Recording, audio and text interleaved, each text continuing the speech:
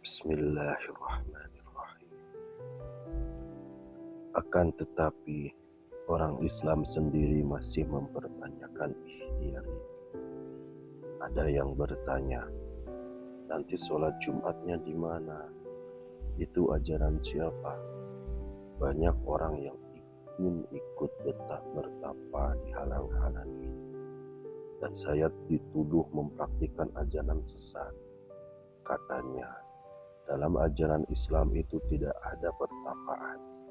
Yang penting arkon al-ihsan khamsah. Yang penting sudah bersyahadat, sholat, zakat, maka semuanya sudah selesai. Tidak ada pertapaan dalam Islam, kata mereka.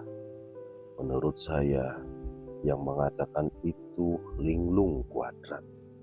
Mereka tidak tahu bahwa nabinya sendiri itu ahli bertapa. Orang-orang yang menemukan jati dirinya atau menerima wahyu, semuanya justru terjadi ketika sedang bertapa. Lihatlah manusia-manusia besar yang telah mengubah sejarah dunia, menulis dengan tinta emas peradaban yang hebat. Rata-rata mereka menggembleng diri dalam pertapaan.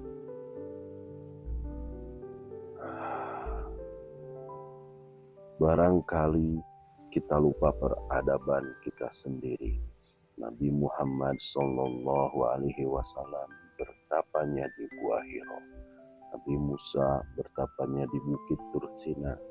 Nabi Ibrahim alaihissalam bertapanya di padang pasir. Nabi Ilyas bertapa di hutan. Nabi Khidir bertapa di pinggir pantai. Jadi, rata-rata orang besar itu hasil penggemblengan diri melalui pertapaan. Tidak mungkin ada orang besar yang mengubah dunia, yang membangun peradaban besar, merupakan hasil dari diskotik. Orang mengira bahwa mengenal diri atau mencapai tingkatan ma'rifat itu hanya dongeng. Katanya, yang penting hanya syariat. Memang syariat itu sangat penting. Yang kita sampaikan juga syariat. Di channel YouTube dan grup WhatsApp ada yang protes. Apa itu tasawuf? Katanya tasawuf itu bid'ah. Tasawuf itu haram. Ada juga yang protes. Apa itu makrifat? Itu tidak benar. Katanya begitu. Janganlah kita seperti itu. Cobalah bertanya terlebih dahulu. Orang tasawuf itu orang yang membersihkan diri, tetapi malah diharamkan. Ilmu mantik juga mereka haramkan. Filsafat mereka haramkan. Bertapa mereka haramkan. Lah, bagaimana? Banyak orang yang tidak memahami mana itu syariat, tarekat, makrifat, dan hakikat. Mereka tidak paham, tetapi latah berkomentar dan menyalah-nyalahkan. Saya tegaskan bahwa syariat, tarekat, makrifat, dan hakikat sebetulnya satu paket. Ini seperti orang sekolah.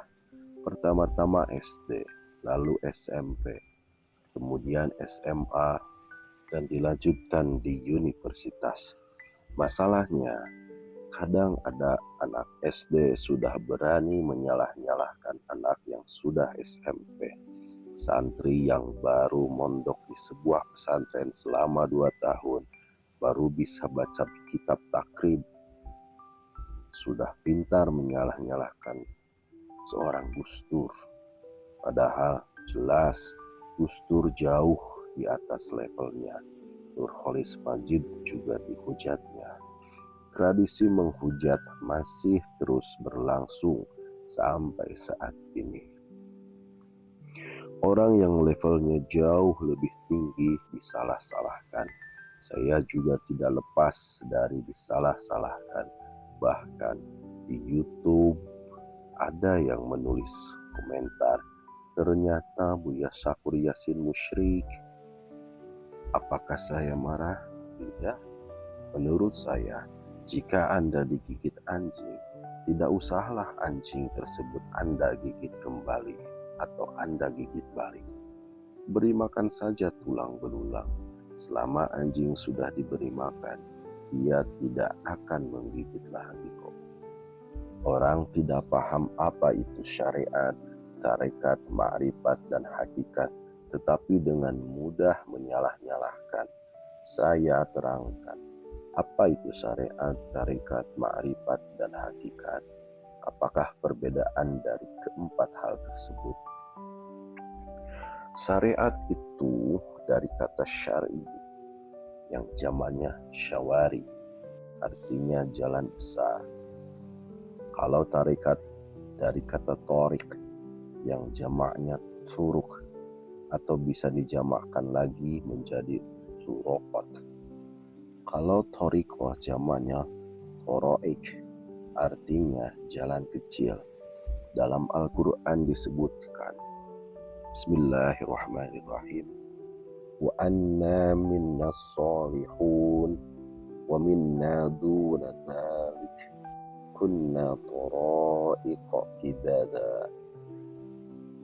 Dan sesungguhnya di antara kami atau jin ada yang soleh dan ada pula kebalikannya. Kami menempuh jalan yang berbeda-beda. Perbedaan tarekat dengan syariat itu umpamanya begini. Kalau saya lewat jalan tol, artinya saya lewat syari. Kalau saya menerobos lewat jalan-jalan kecil, gang-gang sempit, itu namanya torik. Jadi, syari itu jalan besar dan torik itu jalan kecil. Kedua-duanya ada risikonya. Di jalan besar, walaupun kita sudah berhati-hati, sudah mengikuti rambu-rambu jalan, terkadang ada orang lain yang tidak berhati-hati menabrak kita dari belakang. Di jalan besar, lajunya harus cepat. Sekali kecelakaan, akibatnya sangat fatal. Jalan kecil pun banyak risikonya. Bisa nginjak pecahan-pecahan kaca, paku, dan berbagai risiko lainnya. Jadi, dua-duanya memiliki risiko. Hanya saja dengan menerobos jalan dan gang kecil akan lebih cepat sampai dibandingkan dengan lewat jalan besar. Demikian juga dalam syariat dan tarekat. Lewat tarekat lebih cepat sampai. Hakikat itu orang yang sudah benar-benar paham medan jalan. Perumpamaannya seperti orang yang paham suatu lokasi, sudah tahu letaknya di mana, pemetaannya bagaimana, sebelah mana, berapa kilometer, sampai berbagai bentuk hambatannya dia sudah paham sekali. Itulah orang yang sudah di level hakikat. Lantas, bagaimana perbedaannya dengan syariat dan tarekat? Begini, saya kasih analogi. Setiap hari tamu yang berdatangan di rumah saya banyak sekali. Dari pagi sampai sore. Ada yang sampai rombongan mobil. Ruangan saya jadi sesak. Satu ruangan bisa dipenuhi 50 orang. Banyak di antara mereka yang merokok.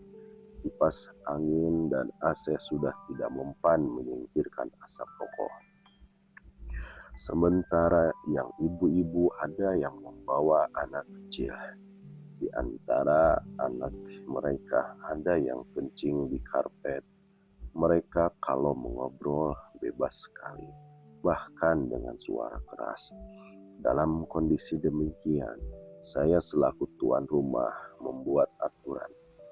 Tidak boleh merokok, tidak boleh membawa anak kecil, dan tidak boleh berbicara keras.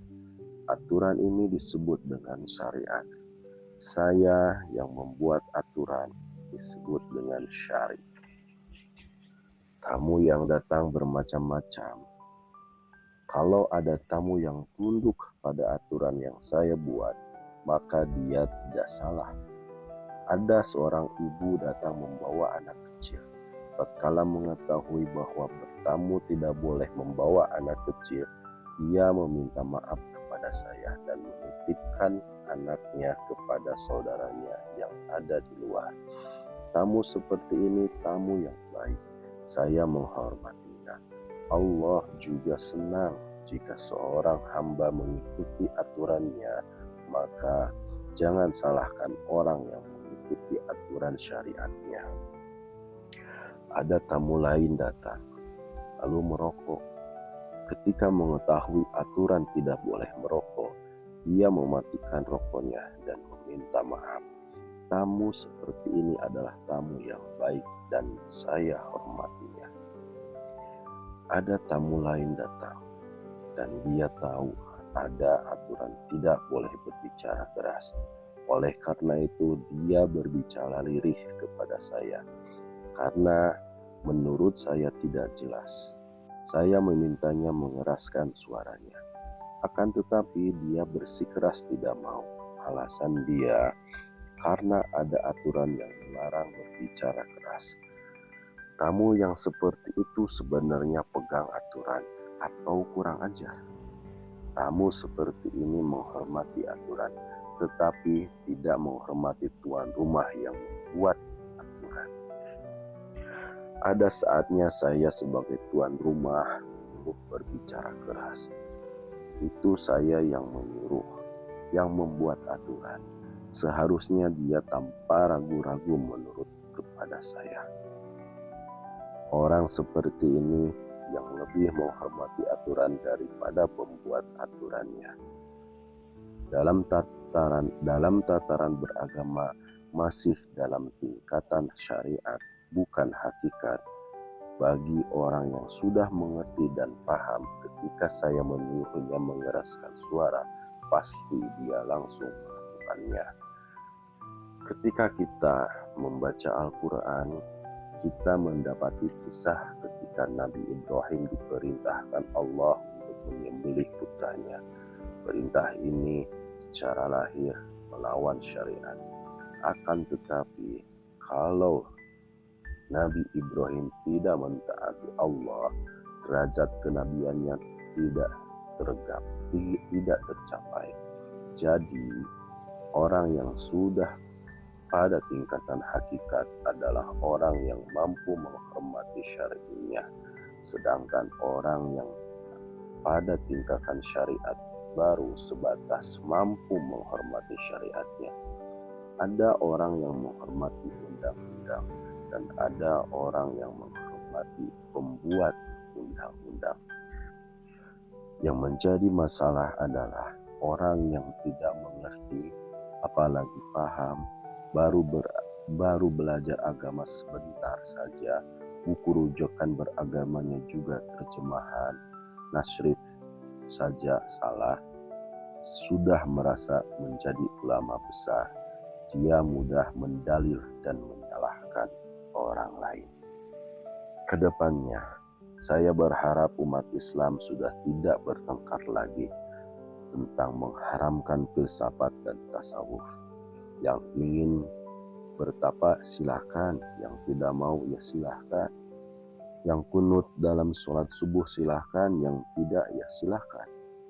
Yang menganggap ziarah kubur itu musyrik ya cukup tidak usah melakukannya. Jangan mudah menyalahkan, lalu memaksa orang lain mengikutinya, apalagi itu hanya dugaan pribadi. Apabila menurut keyakinan pribadinya sesuatu itu haram, silahkan, tetapi itu untuk dirinya sendiri. Misalkan, rokok itu katanya haram, sementara umat Islam sendiri tidak ada kata sepakat mengenai keharaman rokok itu. Itu hanya pendapat sebagian. Kalau masih pendapat, silahkan jika mau mengikuti. Tetapi tidak usah menghina orang yang merokok.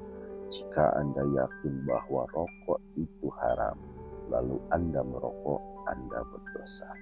Jika saya tidak yakin keharaman merokok, ketika saya merokok, ya tentu tidak berdosa.